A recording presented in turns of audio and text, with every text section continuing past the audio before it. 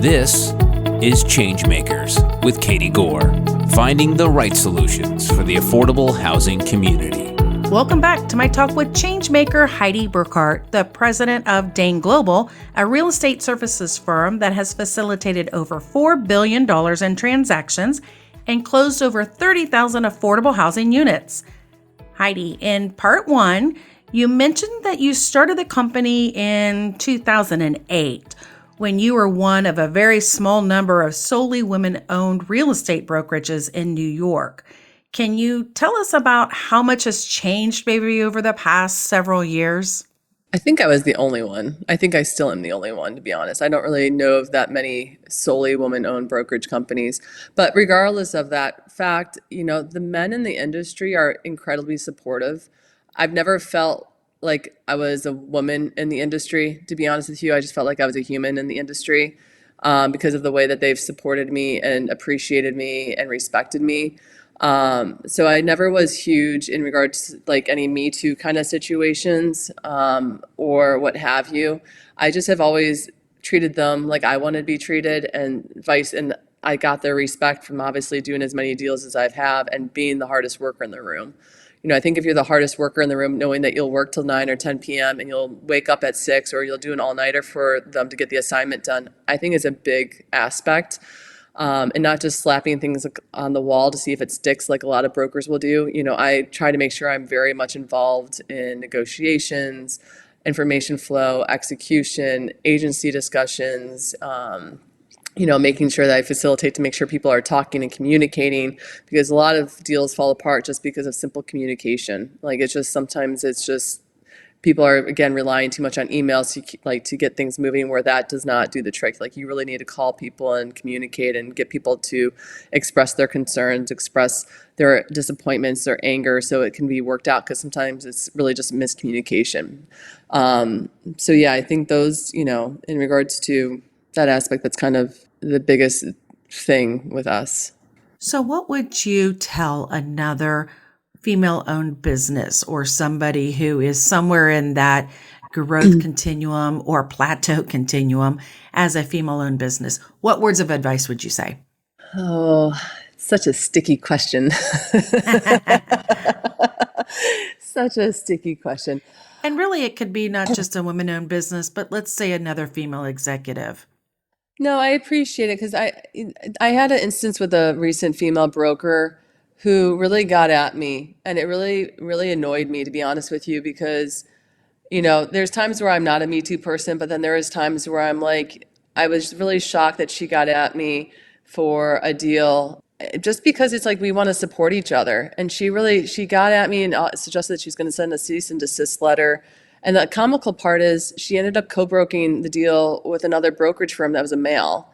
And so I don't want to say I was offended, but it was kind of like WTF kind of moment. It's like we're supposed to support each other. We're not supposed to tear each other down. And it ended up being someone that we actually had a confi signed by, but she ended up going to this other brokerage firm through because she for some reason, didn't want to work with me. So, and then I'm actually working with them on the deal now, because I told the client, because I've done so many deals with them, that I do it for free because I love them to death. So, I feel like we need to support each other more. So I at the same time, I never really was a huge, huge feminist or Me Too person, but I did get offended by that. So I had to sit back and think to myself, why did I get offended? It's because, you know what? I do want women supporting women. I don't want us to bat each other down. I don't want us to be catty. I hate joining leagues because it always turns out to be gossip and cattiness. And, when you join, with men, most of the time, they take emotions out of it and they just want to get the job done. Do they get annoyed? Sure, but they just still chug along and just work through it. And I wish more women could be that way and put their emotions aside, like Robert Greene talks about in the book Mastery. He talks about, take emotions out of it and just looking at the business aspect and communicate the best you can with emotions out. And I think it really helps, and not just in business, but in life in general, to really truly see the situation at hand, because emotions can cloud things over 100 times over. So when I was looking at that situation, I obviously am very big on forgiveness. I don't forget, and I do lead with compassion. So that's where I was like, I'm happy to help you do the deal still and work for free, because I know that you're probably going to still need me. And trying to rectify it with her and have a good relationship with her in the going forward, and talking through it. Because that's what you need to do. Sometimes you need to be the person that's the bigger person and just let it go and just, suck it up and take your ego aside and just move forward. And I think that we as people and we as women need to do that more, especially with each other. So, we talk a lot about supporting one another, but our actions don't always show that. And, we have to realize we all have different opinions. We all have different backgrounds of what makes us have different opinions, and really trying to respect that. And before we attack one another is like really pick up the phone and just call and be like, hey, how can we work together? Because I didn't like how you did this, but I do want to work with you because I respect you as a person. I think we need to do more of that versus coming to conclusions so quickly and reacting in knee-jerk reactions. So that's kind of where I got in like my taking my step back from that whole situation and not really attacking back at her, but really just taking the other approach and being like, well, I'm still going to help you because that's the person that I am. So, I think it's, at the end of the day, it's your character is who you are. And I didn't want to have a nasty character because then I'd regret it. So I don't like living with regrets or resentments. So I always try to lead with love and understanding and compassion. I think we need to do that as a whole more often. Well, you're talking about picking up the phone and asking important questions and trying to understand another scenario. And so many times that we're confrontation opposed, Yes. whether that is, and then so, I mean, I think you swing to the other side and you see all this online confrontation, but it's like, hold Horrible. on, right. And so it's like, hold on, pick up the phone, let's talk through it. And everybody's like, no, like there's some aversion that we've gotten over the years. And if you don't have that pick up the phone, because I appreciate what you're saying. If you don't have that pick up the phone and talk it through moment, how can you move to collaboration and cooperation then? You can't. There's no way. In the long term, there's no way. I think divorces are so high, and I think, again, I'm 40 and single, and from dating so much in my past, I think it's a lot just miscommunication when I hear people's stories, and just them not being able to communicate and express their feelings in a respectful manner. People want to be the child or the berater. They don't want to be the adult. And that's social media. It's either you're the child or the berater. Like no one wants to be an adult. And it's just, it's maddening because, at the end of the day, all humans just want to be heard. We all just want to be heard and loved, at the end of the day. So, I think as long as we can start doing that more, it would just be a lot easier, but that's a lot to ask, I know. So. Well, the recommendation that you've made definitely requires more introspective, more exposure, more putting yourself out there and vulnerability. So, how we incorporate that into the business world can look a bunch of different ways, regardless of gender, position, all of these pieces, but definitely saying, let's engage in a conversation. Let's work through this. Let's talk about this. Let's own it. Let's admit it, Yes, So I appreciate you yep. mentioning that because this is not the typical business conversation that is had. It's like, okay, let me, tell me your key performance indicators. All right, what's margin? Like all of these, what's transaction? And everything's very transactional, as it can be in the business world.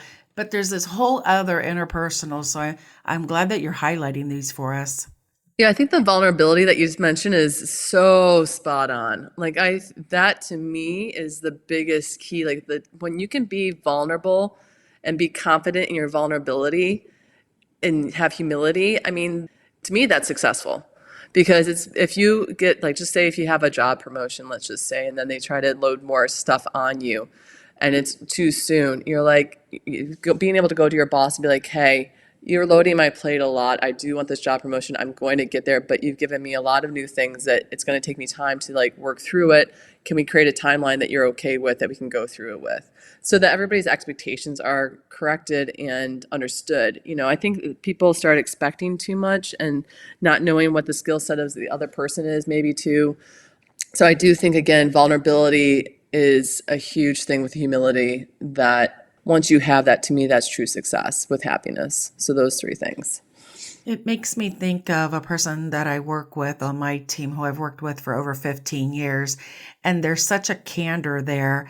And that works in both the good and the bad way. Yes, that's me. And when you think of vulnerability, yes, you're like, oh, sometimes that hurts. Yeah. And it does. And even in the business world. So much to be explored as we're navigating these.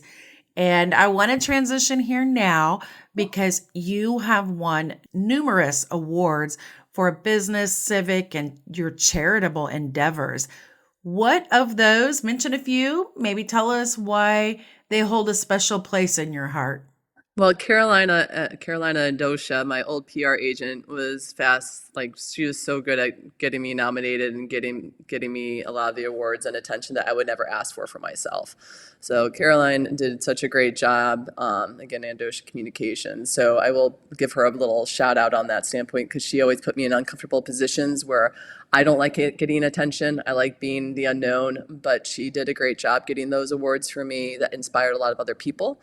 I think the biggest ones that make me the happiest, to be honest, is just my high school alum getting being in the Hall of Fame for sports for tennis, which is pretty awesome. And then my college, to be honest with you, gave me the Young Alum Award at University of Toledo.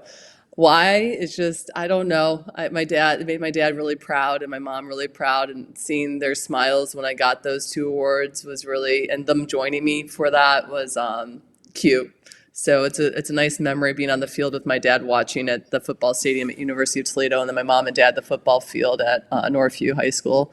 So those have a little bit more of a special like personal memory to them, as well as I love the fact that I'm a public school child. I love the fact that I went to a local university versus something like Harvard or Yale, and I've gotten to where I have been in my life through connections and just perseverance and being the hardest worker in the room. So I'm very proud of those awards for that reason, let alone still staying in touch with teachers and professors that I've had back in the day, because I'm 40 years old now, so it has been a while. But, I did send my third grade teacher, Mrs. Strawcutter, flowers the other year to say thank you after all these years. And just, making sure it's just one of those personal touches I talked about before. All the other philanthropy, it's just who I am, to be honest with you. It's hard for me not to want to give back in some kind of way. But when you're looking at other things, that I've gotten, I don't know, it's the biggest one for me again is just going to be my university and my high school. Can you tell me what is your first memory when you first started, or your first feeling and attachment to affordable housing when you first started into this business? It was the people. I loved the affordable housing people and how supportive they were of one another in the industry. I don't want to say that I call it the market rate side. I don't want to say the market rate side isn't like that, but you just saw more gentleman handshake deals get done on the affordable housing side where your reputation is everything. So the minute it's tarnished, then you're kind of like off, like I shouldn't say off the radar, but you have to be a good person in the industry. So I really enjoyed that. I really enjoyed the people. I really enjoyed everybody's mission in wanting to do good and make money. I don't think that's a bad thing. That's really like what really hit me with the industry. And then I just forged really good friendships with people. Like, again, I keep on mentioning my friend Deborah Van Amrongen, who's at Nixon Peabody.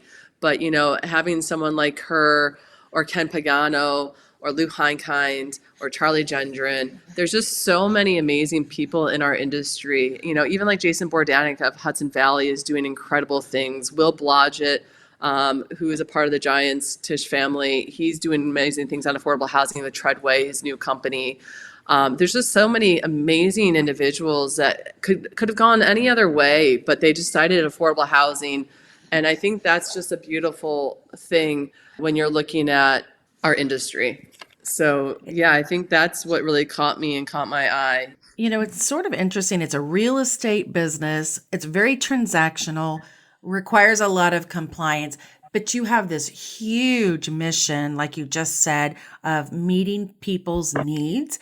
And it's quite a nice blend when you look at the industry, isn't it? Oh, definitely. Definitely. And again, I think it's meeting people's needs as well as just being really good people again. That to me is everything. So yeah, meeting people's needs while doing good and still making money and enjoying it. So another question, what are you seeing for 2023 market trends? Any enlightenment you want to share? It's going to be a crappy year. That's what I mean, there's lots of articles saying a whole bunch of things, right? It's going to be a crap. With the interest rates rising, the biggest thing is the disconnect between what sellers could have gotten in 2022 and earlier and what now they're seeing in value. Value's gone down between 20 and 30% with the interest rates rise, and that's a hard thing to swallow. When you're looking at a $30 million deal and if it decreased 20 to 30%, you're looking at a decrease of $6 to $9 million. So that $30 million deal is now worth, $21 million? So I think that's the biggest thing that's going to be hard on the supply-demand situation, is that the pinpoint where it could transact is, do they really want to transact there? I think banks are going to hit hard because they're not going to have the income that they had previously in 2022 and earlier, meaning that there's no, like, interest rates rising, there's no margin now as it used to be when it was 3% that they could make money on. So without having that income, they won't need the tax credits. And banks actually are huge investors in affordable housing. They're usually one of the bigger buyers of the tax credits that renovate affordable housing complexes. We bash banks a lot, but they're actually the biggest ones that are actually investing in our workforce and our low-income families to create homes and beautiful new homes. Very much never talked about. But, with them not having the income, they're not going to need to have the tax credits to offset that as much in the coming years. So I think that's going to be a sad state. So hopefully more companies that will make money will see the opportunity to buy the tax credits to be a part of affordable housing. Amazon, Facebook started doing it. I do think one of them, I believe, pulled out of a lot of deals recently, and that's because their income went down. So they didn't need to have the tax credits anymore. That's my guess, my assumption. But that's kind of stuff that's going to be unfortunate to see with the rising interest rates that we're having. The other thing is, with the rising interest rates and deals get stalled, a lot of professions will be twiddling their thumbs a little bit, like 1031s. There won't be as many 1031s. So, agents that do 1031s are going to have to find different ways to make money during this lull. But, it always happens. 2008, we had a lull. You just have to kind of reinvent yourself and figure out, who has what and what's going on. And where can you create value? Where can you create value and be someone that people want to work with? Well, I do think that obviously demand's not going to go away. So figuring out how we can balance that supply, how we can keep renovating what existing stock is there. So we're going to just keep pushing and hopefully we have some, policy flexibility or some, other ways that we can come at this problem. Well, thank you so much for taking the time to join us, Heidi. And I really appreciate your wise words on a variety of things that we've covered, from leadership to transaction to prediction. Here we are in the new year. Thank you so much. Thank you guys very much. I appreciate it. I appreciate the opportunity too.